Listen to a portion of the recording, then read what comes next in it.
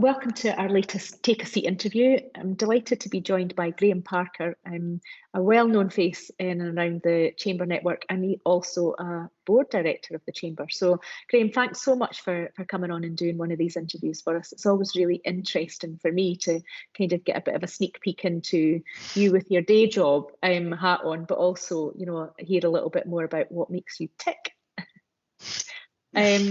Do you want to maybe just start by telling us a little bit more about you and what you do?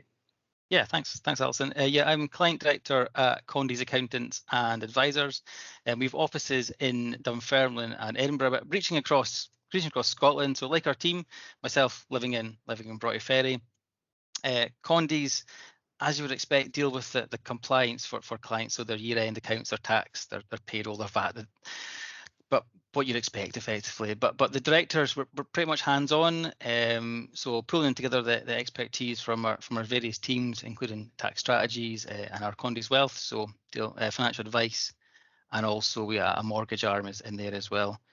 We've recently appointed a head of outsourcing, provide a bit of a finance function for businesses who just don't have the time basically, or they're better focused on running their business rather than running the finance team, but that's really not their bag as such. But that's our thing. So, better leaving that to us. And I'm asking everybody that I'm talking to more or less the same question, sometimes just worded slightly differently, and I might put you off your stride. So, but my next question is I'm just interested in what you like best about what you do. Okay, there are probably actually two things.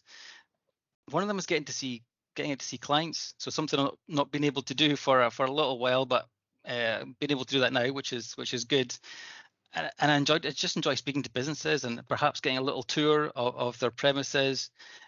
I was actually out last week to a farm who are in the middle of building holiday homes. So for the past year, I've just seen expenses going through their accounts and absolutely no idea of what they're actually building. I've got a general idea, but not exactly. So it was brilliant to go and see their plans, chat to them. There are holes in the walls or some foundations, but at least it was good to have a chat around what was going on with that part of their business. And then the second thing is really helping a business reach their targets or their goals. I love the question, what is your 5-10-year plan? Where do you want to be, basically? And then helping them just be part of that journey, especially if it's a new business or a bit of a startup. They're not very sure where they're going. They're not very sure what their targets are, and sort of tease that out of them, find out where they want to be, and then helping them reach that really, right at the very start, and hopefully right the way through their whole business. Brilliant. And then one of my slightly random questions comes up next. So, what is your favourite time of the year and why? It is a totally random question, but it's a difficult question as well, because I was thinking we're in the middle of summer. We've had a great summer so far, and I didn't want to dial it down slightly. But having said that, assuming we had a normal summer, let's call it a normal summer, I enjoy moving into autumn. Not because my daughter's back at school or my trees need cut less, nothing to do with that. Probably because I like having the cozy jumpers on. I like sitting around the fire pit. And I love a pumpkin spice latte, so probably that time of year. I think that's my favourite. Brilliant, I love it. We get all sorts of different answers to that one. It's great, isn't it? I think we're just really lucky that we've got those seasons, and things move around the different seasons. But no, definitely, it's difficult, isn't it? Because it could be a seasonal answer to that one, or it could be a specific time of year. Your birthday, for example, is always a nice time of year. And is that when your birthday is? Pumpkin spice latte time? My birthday's in April, so spring rains and such like. So maybe that's probably not my favourite season. And we've just been having a chat. Today is one of the days that the First Minister's been telling us about the easing of more restrictions. And I've been talking to lots of people over the last 18 months, and this is kind of a question that, well, from the very beginning, when we had quite a lot of restrictions, I've been getting all sorts of answers. But when we have got restrictions, what's the thing that you really miss that you can't get out and do? To be honest, I've missed not being able to go to shows or theatres. I think it's just that bit of fun activities, I suppose. I'd Elton John booked last, was it December? And that was in Leeds. So that's been moved to November this year. So fingers crossed, that appears to be okay, based on it's in England as well. So we're a bit more gung ho down there. So it should be going ahead. And then I took full advantage of when things came on. I've been booked tickets for. So I've got Brian Cox, so a bit of space stuff, if you like, and I've got Amy McDonald in December. So I think I certainly missed getting to go out and see some shows, and then hopefully the Playhouse, there'll be something coming on in the next little while, hopefully, as we move further to open up, I guess. Mm-hmm. Yeah, I wondered actually when you said shows, if it was more of the kind of the because musical theatre, I absolutely love going to see all that kind of stuff. So it's been so difficult, hasn't it, not getting to live music or kind of to the theatre and be able to enjoy some of that stuff. So yeah, definitely. Yeah. I think the I think the music shows was a compromise, if you like, because you're absolutely right. But I love the theatre, so but it's maybe not quite at that stage yet to go to the shows. I'm guessing they took a little bit longer because the Playhouse isn't exactly, you're basically sitting on top of each other, so maybe slightly more difficult to organise. Right. But yeah, as that thing opens up, then yeah, definitely get something in the diary. Yeah, definitely. So obviously everybody's business has changed. You can't have got through this without there being some changes. But what is the standout change that's happened in your business since the pandemic hit? It's likely not only in our business, but probably in most. I think it was the ability to adapt quite quickly. We had plans in place for probably a couple of years of how we were going to maybe transition and be a bit more paperless, a bit more digital. And you're almost forced. Well, we were forced in it overnight, literally overnight. So I think we moved really, really quickly, and I think that was quite impressive. And I guess most businesses felt the same.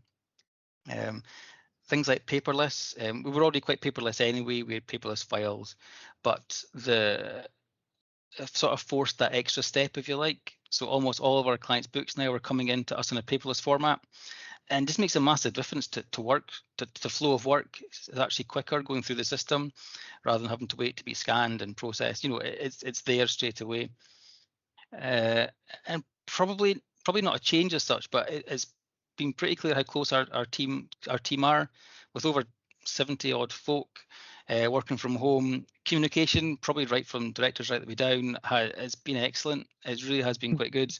We've had weekly catch-ups converting into bi-weekly now as people got fed up of seeing each other's faces all the time.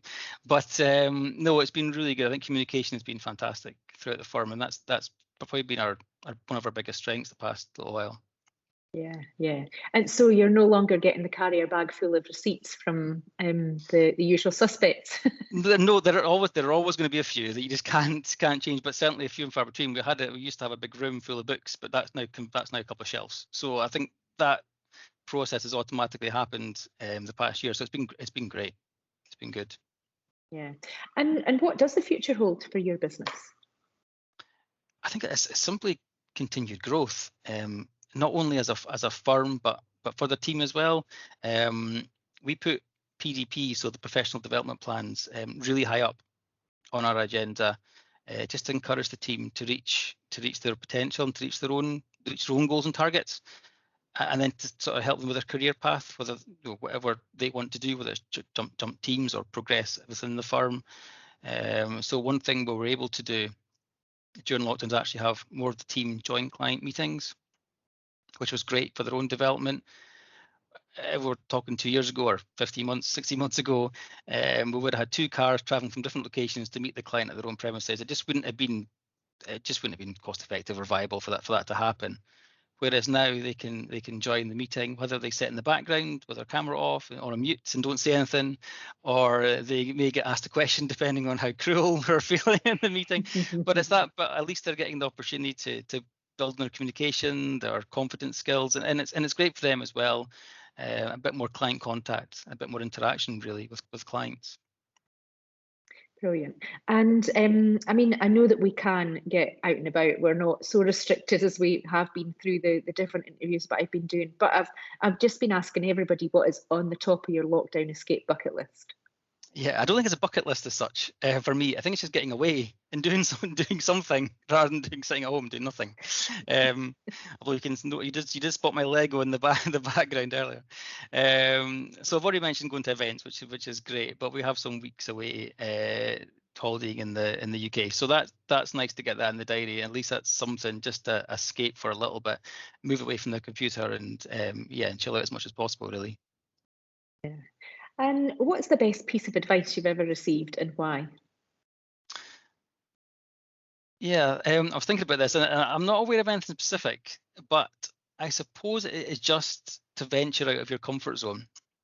I'm speaking about accountants specifically. The role of accountants has changed, and it is changing, and it's the ability to adapt to that by stepping out of your comfort zone, which has really helped my career. It can often be quite daunting, putting your hand up for something or volunteering for the first time. But once you've done it, you just have that confidence to grow, really. So I think that's been the biggest thing. And if you had a message for people out there about the things you've learned yourself from the world of work and business, what would it be? It's almost touching on the previous question almost, but I think soft skills are really important, especially with so much digital innovation and technology. The key components: people skills, communication skills, social skills. Despite having more video calls, it's probably even more important, because how do you communicate properly just when all you're seeing is a face? Body language is the biggest thing. That's how we communicate, body language. Whereas you don't have a body, how do you communicate effectively? So I think that's really important. Soft skills are so important and will forever be important. Brilliant, love that one. So how do people get in touch with you if they fancy a chat? LinkedIn really is the best place to start, and then get in touch, drop me a line. I love a coffee catch up. So just to chat about anything. I will chat about anything you like. I love what I do like, though. I like chatting about businesses in the community and hearing how they contribute in some way. I think that's brilliant. So, but to be honest, if it's a coffee catch up, I will be there.